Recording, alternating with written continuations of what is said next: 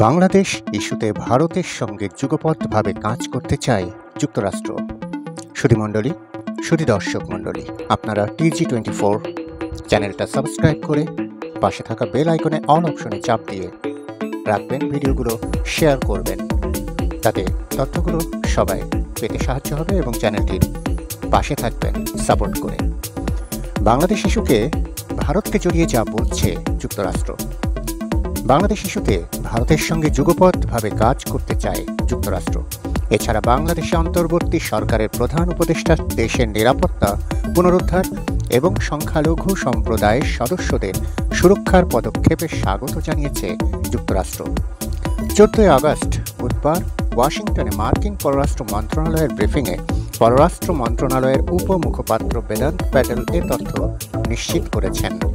ব্রিফিংয়ে উপস্থিত সাংবাদিকরা বাংলাদেশের সাবেক প্রধানমন্ত্রী শেখ হাসিনার নেতৃত্বাধীন সরকারের পতন এবং দেশটির সাম্প্রতিক পরিস্থিতি নিয়ে প্রশ্ন করেন বেদান্ত প্যাটেলকে।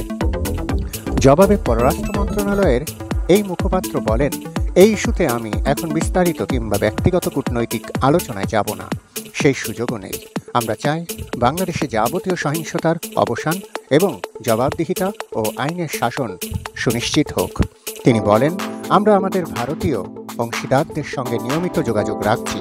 বাংলাদেশ ইস্যুতে আমাদের কথা হচ্ছে। এছাড়া ওই অঞ্চলের অন্যান্য দেশের সঙ্গেও আমরা কথা বলছি।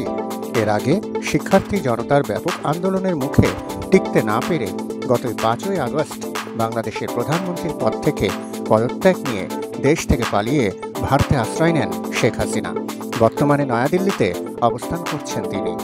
শেখ হাসিনার দেশত্যাগের পর ইতোমধ্যে একটি অন্তর্বর্তীকালীন সরকার গঠিত হয়েছে। বাংলাদেশের নোবেলজয়ী অর্থনীতিবিদ ডক্টর মোহাম্মদ ইউনুস সেই সরকারের প্রধান উপদেষ্টা। ভারপ্রাপ্ত সরকারের প্রধান হওয়ার পর একাধিকবার দেশের জনগণকে শান্ত থাকার আহ্বান জানিয়েছেন ডক্টর মোহাম্মদ ইউনুস।